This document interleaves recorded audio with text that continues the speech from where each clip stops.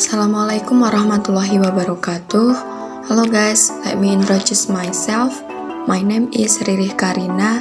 My study number 21612014.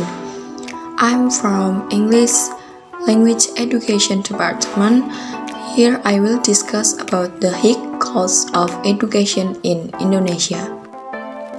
Education is one of the determining factors for the progress of a nation. Indonesia has experienced developments regarding education from the time to time. However, there is an undeniable fact that education in Indonesia is very expensive and unaffordable for the poor. In 2010, there were 108 million elementary to high school students who dropped out of school. The high cost of education is estimated to be the cause of the high dropout rate in 2010. The promise of free education seems to be just a daydream.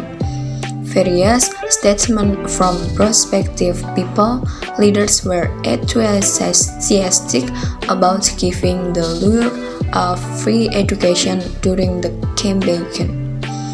However, this time proved to be different from what had been promised. The elected leaders of the people are busy with other matters without touching the world of education at all. There are still many schools that are far from the government's hand. Facilities and infrastructure only belong to schools located in the city.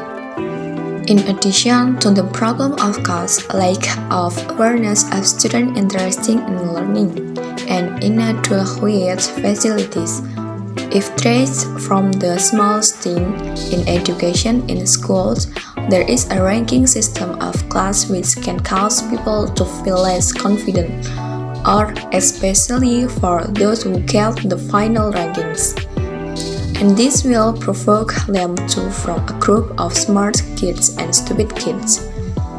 In addition, in the world of education, teachers occupy the highest position in terms of delivering information and developing character. Considering that teacher interacts directly with students in learning in the classroom, this is where the quality of education is formed, where the quality of learning carried out by the teacher is determined by the quality of the teacher coordinate. In terms of distribution, the distribution of teacher is uneven.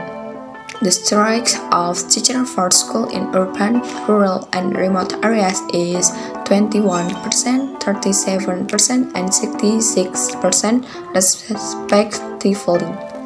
Meanwhile, Indonesia has a teacher strike of 34%, while in many areas there is an oversupply of teachers.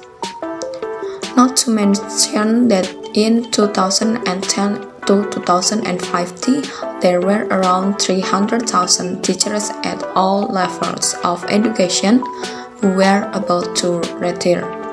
So replacement had to be immediately sought to ensure a smooth learning process. The education curriculum in Indonesia is also a problem that must be improved.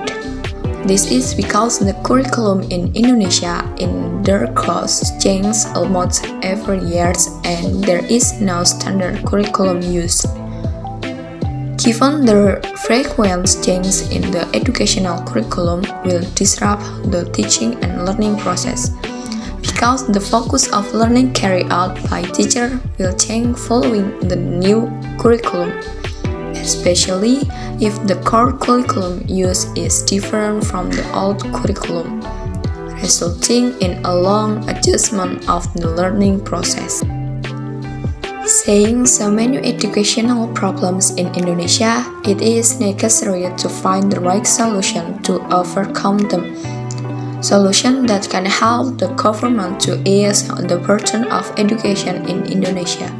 To help solve the problem of education, it is necessary to have institutions that help the government to improve the quality of education, to attract cooperation, to obtain education funds, and to mobilize support from better education.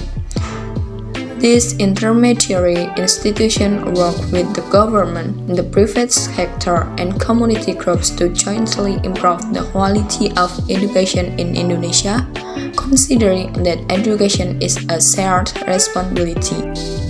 Okay, I think that's the argument for me. Thank you for watching. Wassalamualaikum warahmatullahi wabarakatuh.